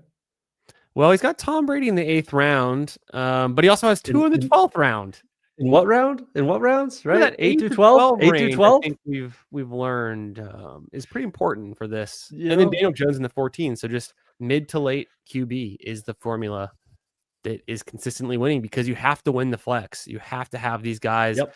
and we just have so much more confidence that you're going to be able to fill your flex with your first 6 picks versus your last 6 picks. You might get lucky. You might hit your flex with a 16th round running back, an 18th round receiver. That's Which it is happens. great because then it pushes your 3rd round, 4th round wide receiver to your wide receiver spot, not your flex spot. Yeah. Right. So that's great. Like that's perfectly fine. So yeah, if I win Best Ball Mania, it's gonna probably stay true rounds 8 through 12. I was harping on that all summer. Rounds 8 through 12 quarterbacks are the sweet spot. Josh Allen on this team obviously is You got to get uh some Josh Allen. You can't have no yeah, Josh Allen. like I said, like this guy can just drag you through the entire regular season and the playoffs. So yeah, you got to get some. But that was the only elite quarterback I was really drafting. I'll say that. Jalen Hurts, I had like 2%. Jaden Daniels, I had like 3%. So Man, I was believing I liked the price of a 4th round Jaden Daniels, Jalen Hurts, and I even liked the 3rd round Lamar Jackson. So I was way over the field on those 3 guys, depending on the tournament. But overall, over the summer, I was not. I was saying, hey, 4th round, let me get some of these guys. I thought it was, and you can think back to, and it didn't win those years, but as early or as soon as like 2 years ago, we were drafting quarterbacks still in the 1st, 2nd round. Like if you remember how Josh Allen used to go. yeah, for that 1 year before people smartened up. So yeah, that was kind of nonsense. But yeah, no, it's just like it's been in the pudding. The proof has been in the pudding, but it's also like like we'll see what happens next year. But where does Joe Burrow go next year? Probably in that range, round 8 through 12, probably round 8, let's say, maybe round 7, whatever. But we'll play it by ear. But Yeah. that range, because there's always those guys that get hurt and then they end up falling the next year, then they pop back up. And like, where is Jaden Daniels going to go next year? Where is Jalen Hurts going to go next year? Right? All that kind of stuff. And then we're going to see a guy like Jackson Dart probably pop up into that 8 to 12 range, most likely, where he's going to be viable. So it's well, Where's Drake he's not May that going he's to go not next viable. year? Yeah, Drake May is probably going to pop up where he's not going to be viable anymore. Do you know how many Yeah. 300-yard passing games Drake May has had in his career? I think one. 0. Not even one? Man. Not even one. So, you know what I mean? Like then it's going to be unjustified, right? Which is where what I think happened personally with Jaden Daniels, even though I love Jaden Daniels, don't get me wrong, but I thought that he shouldn't be up there, not yet. So that's why I didn't draft him very much at all. But that's probably where Drake May will go. And then I don't know. We'll see. I'm not going to make any statements quite yet on, we're not drafting for months and months and months, but Yeah. well, actually, it's only like It's a not that month. far away. It's only like a month and a half, actually. But either way, We'll see where that ADP is pretty quick. yeah, exactly. But that's it. I'm gonna see where the ADP's at, and then I'll take it from there. Like if he's going too high for my liking, I'm not going to draft him. But we'll see where it goes. But either way, like that, I'm gonna hammer on it again. Rounds 8 through 12 are pretty much always the sweet spot when it comes to quarterbacks, and we'll see who goes up and down as far as where quarterbacks are getting drafted in good old 2026. For sure. It's such a fun time. Shout out to Meg from the Fanspeak Network, one of our favorites here in the Fantasy Football Garage, the Fanspeak Network, and Meg and Cody. Have you seen this? No, I can't see anything on the screen. It seems to be blacked out. I'm not really sure what's going on. There must be a problem with your camera, I think. Oh man, what's your I think problem, huh? I think there's an issue with the camera. Isn't that nice? Look at that. That is pretty That's sick. thoughtful. Very, very sweet of the Fanspeak Network. We love Oh, I them. can see a lot. I can see a lot better now. That's good. Now it's fixed, I think. Oh, okay. No, that's a sweet trophy. That's a sweet trophy. I'm still beating myself up. I honestly should have beaten you for sure. There was that one question that I just was completely like the closest match. It was the closest brain farting. Yeah, I was brain farting and I was just like, why is my brain not working properly? I think it was because I just hit the daily double and I was like, I can fucking win this all of a sudden. And then I just was like brain farting. Couldn't get it, and I would have won. I would have won if I got that question right. But here we are. That's fine. You're the winner. You're the winner. The better man won. I'll take it. Deal me in. What's up? How you doing? Yo, what up, Nate Jans? Start Fannin or Kelsey this week. I think I'm feeling pretty confident with Fannin, right? Or I'd probably go with Fannin. Yeah, I go with Fannin, which is it's cool that we've made it here. I was not drafting a ton of Fannin. I have more than none, but look at here he is on your best team right here. How can we ignore it? Yeah, he's coming in handy. But where I'm really hoping to make my hay, like again, I'm not really happy with my advance rate particularly, but the little board two, but it'll actually be more than that because again, there's overlay on the little board too, so it'll be at least 20 teams advancing instead of 16, at least maybe 21. So that's this nice. Chihuahua too comes up again. I don't know. Ian Hartitz posted on Twitter what happened there? 1 out of 25. What the fuck happened there? Yeah, but look at your team that made it through. It's got these nice mid-range QBs and some nice running backs. Dowdle's fun. Sick wide receivers with Tesla, Mitchell, kind of some late season guys. Yeah, this team could with Jalen McMillan, if he plays, this team could do something. But if he plays, McMillan's going to be a steal next year, don't you think? Like people are going to forget who he is. Yeah, I do. So I actually have some McMillan in some teams. So we'll see if he plays. But the bigger board, the preseason, the pre-draft bigger board, I have 3 of 5. That's where I'm really hoping to make my hay. Smokes. You got 3 of 5 in the bigger board. I only had that one team get through. That's going to be nice. Yeah. And these are 20-round drafts as well. So yeah, and if you pull up the team that's there, it's a pretty sweet looking team. Crazy that Baker Mayfield has not shown up in this lineup at all. Wow, you wouldn't have thought that, right? Okay. I guess he's been a low ceiling, high floor guy, right? I guess, yeah. I mean, he still had some high ceilings, but he just didn't show up with Caleb, Dak in there, obviously. But that Not I the thought that right was kind of crazy. not the right overlay of, their scoring distributions. It's like I think it's so interesting too. I look at a lot of lineups and you have some where, Baker Mayfield never hits the lineup. You have a different team and he contributes 46 or 75 points.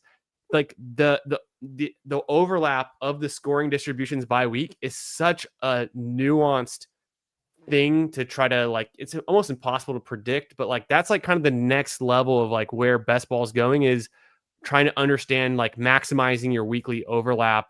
And there's the obvious That's things like impossible. That's bye weeks, impossible but with can injuries. you get an edge by figuring out those combinations? I think there's something there. Good luck. Good luck to you on We'll, that we'll one. bring in we'll bring in the bots. We'll bring in the computers. Oh, where'd it Yeah, go? we'll see. But no, yeah, and then the sprint as well. There's Got some sprint overlay teams. there. So 9 of Oh, you 36 did a good here. amount of sprints. You got a decent amount compared to I others. actually wish I did more. I actually wish I did more now. Now I'm Kind of do really too. looking forward to this. Um the top team. Yeah, that's a pretty good looking squad. It My looks my kind of like highest your scoring. Best Ball Mania team, doesn't it? It's got very similar, um, in Somewhat. some ways. Doesn't have the Um CD, but what you should do is click rostered players on the get out of this one. sure. Go to the top, go rostered players, go Jonathan Taylor. This was my big brain, and I did it on BBG's channel. Go Chris McCaffrey I like how this is starting. and go Josh Allen, and then just view that. 14, two teams. So only two teams, but there I Wow. thought I had some in the sprint. But I did this same thing on BBG's channel. So if you pull up Maybe it's that Best Ball Gibbs or Mania, something. Maybe it's a different, no, running no, back. it was exactly this. It was exactly this. Okay. On BBG's team, because this is just my portfolio. This is not Oh, go everybody's. to go to. Yeah. We're looking for black. No, no, no. You don't have to, but you can, sure. Well, I mean, it So was already yeah, up set. that's This is the the one you team that guys we drafted. drafted. Yeah. So that's kind of hit the iteration that we did on his show. And yeah, it's a quality team, but obviously it's going to get snake bitten with Braylon Allen, Trey Benson, right? Like it is what it is. That's going to hurt it at the end of the day. But this was kind of my big brain, like, and I wish I did it more, especially in the sprint. Doing this, but if you get rid of BBGs and go back to mine, it's a little bit better looking. That's the one that I'm actually like really hoping will have some legs. I want to see mine real before I swear this combo. I don't think I have. Oh, Oh, look at that! check it. No, I knew I had that's one with these BBGs. two. That's BBGs still. Click view portfolio again. I think it's. Is it the same score or what? Did it No, get it's just stuck? No, this is yeah, my it team. must. No, is that your team? Yeah, yeah. Because look, isn't it? Am I crazy? I was looking off the screen for a half second. Oh no, Yeah, it's there's no way stuck. you have the exact same team. Yeah. Well, I didn't. Oh, it is, isn't it? The Trey Benson. Yeah, there it is. Oh no. Well, let me take off that. Bummer. I guess I don't have one then, because it would have shown up, and the fact that it didn't show up means I don't have one because it didn't update. Why is it not getting rid of it? That's weird. We're crashing BPM DB. Let me go to Put you. my user, yeah. There it is. You know what There it we is? go. It Okay. won't Weird. query it because I don't have one, so it's just staying where it Right. was. So click my team here, and Yeah, for this is sure. the one that I'm hoping really has some legs here. Obviously, the running backs are a little bit light, but Jalen Wright, hopefully, especially if Achan's injured, but hopefully he's not for a lot of my other teams. But yeah, the reason that this was the thing with Devontae Smith, Bills play the Eagles, obviously, is the big one there. Warren, Kincaid. This team, I think, can have some serious legs coming into the playoffs. Hopefully, if you just need the nuts running backs kind of a thing. But This yeah, is interesting. Tyler Warren and Kincaid is very strong. yeah, even Kate Otten can get you a high floor. So I've got the Shakir Kincaid double stack with the Devontae Smith bring back in week 17. Oh So yeah. That's pretty nice. But then also, Caleb with Roma Dunze versus Christian McCaffrey week 17. So yeah, that feels pretty nice. We'll see if this one works out, but this is the one that I'm hoping has a lot of legs to it. I wonder. Okay, Yeah, yeah. So I have, Rottweiler. There you go. but it's not with Josh Allen, of course. But then Hurts. it's Hurts and Tua. I Charbonnet guess is so. good. This is yeah, because it's going to be only advancing teams, or it's just it happens to be. No, it happens to be advancing, and it's like how could you not advance with McCaffrey, JT as your base? Exactly. Yeah. Yeah. Those are kind of the Um, nuts two guys, right? So, there's a lot of missing oof. pieces here. This team is rough. Yeah, it's a little rough around the edges. There's some dead spots, but Yeah. yeah, we'll see. So I think one So of the starts that I liked was the Gibbs JT for myself, and I'm hoping some of them show up here. six Yeah, to six. There you go. these are some sick teams. I knew I had one in the sprint because that's you were talking about the sprint earlier, and I wish I had more. I'm like 2 out of 8 or maybe 2 out of 9 for the sprint, whatever that would be. But this is my best ball mania team. It almost cracked the top 500. At one point, it was in like 330, but it really just kind of lost some steam lately, probably because Lamar Jackson is not the guy you need. But and Daniel Jones is now gone, so it's kind of a bummer. But I do have some fun pieces here. When you have Gibbs and Taylor, you got to advance, right? You're going to be in a good spot. Swift and Judkins hitting the flex in some of those weeks or covering the bases for the running back. So that's a really strong running back room. Quarterbacks, I now have 2 active quarterbacks. I think is going to be fine, good enough. Yeah. Pickens, of course, Devonta Smith, always fun, can always blow up. Has been on plenty of winning best ball mania teams, or even just That's a tournament winning teams. solid squad. I mean, obviously the one tight end might hurt you a little bit if Yeah, you take Ertz like a going down is pretty, but yeah. also tight end doesn't really matter that much. It only It matters, I guess, it might not. Yeah. because you want some variety off of Mark Andrews. You don't want to be stuck. You only get Yeah. his score, and in a 1 out of 16 advance, right? Yeah. It's Like if he throws up like a 1.8, which is entirely possible, then you're really up against it. you really just need those guys and hit your like. I would need like the right flex combo in a given Yeah. week. Yeah. I've got 9 of that start actually I know that in start. mine. Oh, sick. But Let's one's not see. advancing somehow, my golden, which is depressing. Oh no, the golden's not advancing. I'm pretty sure my golden But was advancing. That's crazy. Yeah, these are gonna look good too. Oh wow, I'm looking for your best wide receiver, and I guess because you went with Lamar, Gibbs, and Taylor, and who's your Jalen Waddle, and Jameson. Okay, no, I see it now. yeah, but it's pretty rough. But you never know. Like the big again, like and This I is was I mean, saying this is fine. it's pretty fine. Like a guy that I was talking up a lot all summer was Andre Yoshivas. And he's Mhm. with T Higgins probably out for the rest of the season. I think Yoshivas is hopefully really going to pay off in the playoff weeks here. Is We'll that the see. update with T? Have you heard anything about T Uh, Higgins? well, did you not know the controversy, the controversy behind the T Higgins situation right now? He With the concussion? yeah. He's the second one in basically 2 weeks or something like that, 2 or And 3 so they're weeks. just gonna have to sit him for a bit. Yeah, he's probably gonna be out for the rest of the Okay. season as far as that's concerned, especially because their season is done. But he will not be playing this week. That's 100%. Okay. Makes sense. Probably not next week, and maybe week 17, maybe. But T Higgins is not a I guy you watched want everything, of right now. course, from Thursday to Sunday to Monday, but I think I haven't really fully processed the implications on rest of season from what all we saw, other than the obvious ones like Daniel Jones, but some of these other kind of like borderline will they, won't they, whether it's CeeDee Lamb or T Higgins. I haven't really gotten there yet on where this is going to go for the rest of the week, because now I'm going from like a weekly focus to like I am starting to say like just what teams are left, and then I kind of just like see what comes. I'm not really like I guess you can look at every team and think about what you need to go right, but we're not I'm quite as granular there yet. Like I'm just hoping to get a magnitude of teams 1 week ahead at a time. So it just, to me, I'm just like, okay, we made it through week 14. I have no idea what's coming up next. I'm just here for the ride because not much I can do now, right? I 100% agree. I'm not doing that either, but I do know T. Higgins isn't playing this week, and I have a good amount of Yoshivas, so that makes me Mm, happy. So yeah. that's one thing that like Yoshivas honestly could be a guy you need this week. He could absolutely be the guy you need if he throws up 20 fantasy points, which is absolutely on the table with Joe Burrow at quarterback. Like he could be the guy that you need to push you through into the semifinals. So we'll see. We'll see. That's the only kind of thing that I pay attention to is like who is a low owned leverage piece that could absolutely smash and be a guy that you end up needing.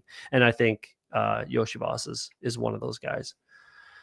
So Would you start Shador Sanders over Philip Rivers? what do you mean? What do you, in like a real life NFL or fantasy? Let's just say it's just fantasy managed league, your home league or something. Oh no, I do not pick up Philip Rivers. Yeah. That's You'd be like, oh, let's roll this the is dice with nonsense. Shador. I know you're Yeah, like, oh you yeah, hate Shador, 100%. right? I don't hate Shadur. He's just not a good You quarterback. just, yeah, And that was a brief way of saying. I remember yeah, we talked about him in the summer. You're just like, nah, not. he's just not good. He's just not good. We'll You're see. partly the reason why I drafted zero Shador. Whether that's right or wrong, we'll find out. I mean, if he's on the winning lineup, it's It's like, oh, already right because how many actually we can find out. We can find out how many Mess Ball Media teams advanced Shadur. Let's oh, let's see. find out. We can do it right here or not portfolio. We do leaderboard. Because didn't he just have like how many points did he put up last week? Like, was So it 30? 514 teams are advancing that drafted Shadur. Actually, the 466th. So the highest scoring team, which you can see there, right? Mm-hmm. They drafted 4 quarterbacks, including Josh Allen and Jalen Hurts and Bo Nix. So And Shador's never hit the lineup, even in week 14. yeah, because Josh Allen crushed it last week. Oh, well, obviously, I guess I didn't think that through, but that's crazy. Right. So I mean, I get if he is the guy that you end up needing, okay. I guess I'm wrong. I don't know. But This reaffirms that I don't like 4 QB builds. I've never drafted one intentionally. Maybe like I think I've autoed it one time without limits or something, but and not in Best Ball Mania. But I was starting to warm up because I'm so much more in favor. Like I started out a 2 QB bro 2 years ago. Last year I was 50-50. This year I was a 3 QB bro. And then I'm starting to get 4 QB curious, and I'm like, nah, this reaffirms why you don't do it. You just no, wasted a you don't. roster spot with Shador, and he contributed nothing to this team all season long. You'd rather have one more running back. Why would you have 4 running backs? Yes, you hit the nuts here, so like it's perfect, but you'd rather still have a 5th running back, I think, or a 3rd Or tight end. another tight end, yeah, Yeah, another tight end for sure. Even just another wide receiver dart, sure. You know but what I also mean? But yeah, this team's insanely good. This is almost the nuts on running backs, so it's like it's hard to pick at this tier. yeah. True, true. But how often are you just gonna absolutely smash on a 4 running back build? You know what I mean? And So if you are, this is the kind of the time you want to do it, is this hyper fragile with extra capital into another positional group that might be more unique. yeah, this team might have a hard time as far as the wide receivers are concerned because like Hertz, Allen, Bijan, Taylor were the top 4 picks, obviously. So it gets a little dicey as far as that. Like that's something I'm never doing. This elite tight end, or sorry, elite quarterback type build, and I'm never doing A the 4 double elite quarterbacks QB, either. yeah, So yeah. all of this is bad in my books. But yeah, But it looks good, right? It looks good now. It looks fine. I mean, yeah. it's kind of an interesting one. What is this? This is Shador teams. Yeah. What are we looking at here? How many of these Shador teams have 2 quarterbacks? I would say absolutely 0 of them. Yeah, there's Like 3. There's 4 again. A lot of these are 4 QB builds. There's yeah, 3. Reliably, it's going to be 3 or 4. right. So like Another how 4? likely? Bro, how many 4 QB builds were there this season? This is like blowing my mind. Oh, I got one here. Patrick Mahomes, Shadur, uh, Kukchina, Kachinka, Cuck Oh, there's Kachinka, 2 30. Cuck teams. Yeah, This dude loves 3,900. The one right Shador. before. Some people Yeah, drafted like 60 Shador teams. That's also part of it. yeah. You see a lot of the same names in here, and it's just I don't know. Like, yeah, again, if he ends up being the guy that you need, then I guess I don't know what I'm doing. I don't know. I got another 4 quarterback build here. Yeah, it's I just like. Anyways, to answer the question, it's Philip Rivers, or sorry, it's Shooter over Philip Rivers. This whole Like, Philip Rivers thing is it's a facade. It's a it's paycheck. ridiculous. Yeah, it's just I don't even know, just to get eyeballs or people buying tickets. Maybe I really don't know, but But Daddy, you hate to see this. The T. Higgins with the Daniels, oh the Ertz, no, the Kraft. Like sometimes I remember this specifically last year. I advanced a Best Ball Mania team that it had players get in, that were dead roster spots, and it was like I had like 15 active players, and then it still advanced. And my last healthy quarterback got injured in week 14, and I forget who it was because it was last year. But I'm going into the playoffs, and I'm like, I have no quarterback that's going to start, and it's week 15. Like the whole graphic we were looking at earlier that from BBMDB's Twitter, the hmm whole like how many teams are starting 0 QBs in week 15. I think it's a real thing. I suffered it last year, and it was like I was like crushed. I was like, one of my advancing teams is dead on arrival. I'm still a two QB bro. Yeah. I'm still hard firm 2 QB bro, and I'll kind of live by the sword and die by the sword on that one. The risk But reward, it like yeah, you said, it can pay off a lot of times.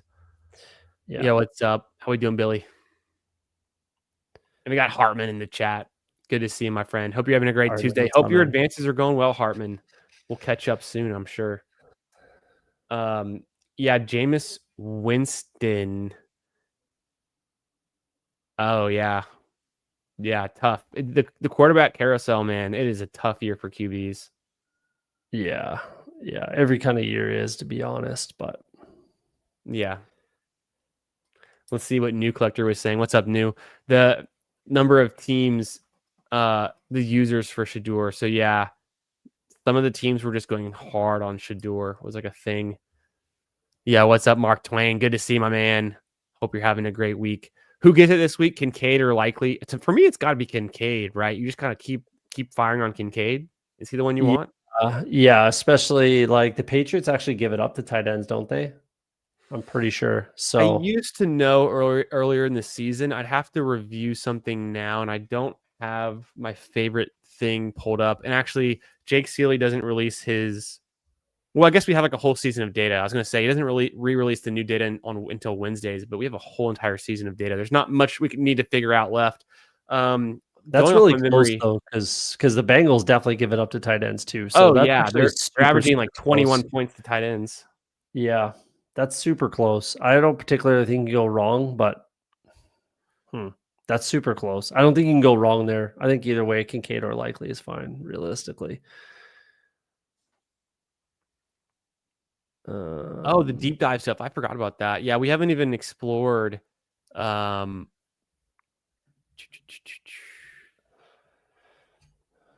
yeah, I don't know how much more exploring I can do. I'm going to be on baby duty soon here. There you go, my guy. So I might have to jump off soon if you're going to keep going, or I'm gonna it's up wrap to it you. up. No, I'm just Okay. gonna. There's the portfolio. We reviewed it. The best ball mania teams. We refreshed it. We got 25 in. There's some good teams. The last thing I wanted to look at was a little bit down here. So I've got, these are the teams you expect to do well and to make it. And I'm going to dive in further into these maybe later this week, or if they make it through to next week, we'll really look at them. But, here's the sob stories. A team that lost by 1.5, 1.8 points. It happens. Another team that lost by 1 point. And then some others that are kind of close. I had a team that won by 1 point. I had Did a you have team a that won team by that one and a won half. by point 26? Yeah, where is that one? I think in here it's showing. Oh, there it is, 0.26. That one's against Must be Cody. So, nice, eh? Must be nice, yeah. but you give and you take. You get one of these, you give one of these, and then Yeah. I mean, the teams, like I'm looking at some of these teams that are down here. I thought was interesting. Look at these two teams I have from May. One of them is advancing, and it's like it's well out of the range. It's 40,000 teams worse than teams that aren't advancing particularly. But it's one of these. I was looking at this earlier today. It's got neighbors on it. That kind of sucks. That's probably dragging it down. Just probably can't get it done with that one. I think it was this one that was in. Yeah, this is the one I was talking about. The Michael Wilson. It's got Tucker Kraft, so you hate to see it. but at the same time, that's not the worst amount of draft capital to lose. The running backs here, it's kind of really, really thin. And then the wide receivers is just a combination of who gets hot. It's got I think, a cheaper Rashee Rice. And the Michael Wilson is kind of funny, though. I thought that stood out because I wasn't drafting a ton of him. But your wide receivers are in a good spot. Your tight ends are fine, realistically. And then Josh Allen's just going to come down to your running backs for sure. Yeah, are these the running backs that matter? And it's not been Hunter or Mostert all season, so I'm kind of down to those. But yeah, yeah, realistically, like if you have 3 or 4 running backs live, you're doing. Oh, right. yeah, and as long as you have 2 powerhouses, you're just hoping someone else scores a touchdown at some point, right? Yeah. Cody, is a pleasure. Thanks for coming on. Always good catching up with you, my man. Best of luck in week 15, and I'll see you in week 16. I'm sure we'll be in a pod together, or we'll have more to talk about. But and yeah, Cody was saying earlier he's going to have some playoff best ball streams coming up. So make sure you're subscribed to Off the Schneid. Make sure you follow him on Twitter as well. Come be a part of the best ball community if you're not already drafting with us. Like, subscribe, all the good things. What else we got, Cody? That's just it. Yeah, go over there. It'll probably be in about 2-3 weeks, something like that. We'll be ripping playoff best ball pretty heavy. It comes quick and it ends quick because the playoffs obviously start. So if you want to get in on some content, some conversation, see who I like, I get super firm. You will not talk me into anything as far as my playoff best ball takes. It'll be very, very firm. And you've already gotten a few out of me tonight. But yeah, head over there, hit that subscribe button. And then we're basically in friggin' big board season almost, and we'll be back to a couple times a week during the big board season. So I might get going on some just watching tape on stream, chatting about that. I don't know. We'll see. Just peek behind the curtain on my process, but we'll see if I do that, because I got a lot of tape to watch in January. So you guys know we love to talk the rookies. We did it all spring last year. We were getting into it. It was a prime time player takes. We did the rounds. I mean, you did the who's the ball knower. That was that the first one? Was it you versus Steve or you versus Tyler? The first one. What do you mean? Like me and Tyler did. It was you and Tyler. Me and Tyler did a few things.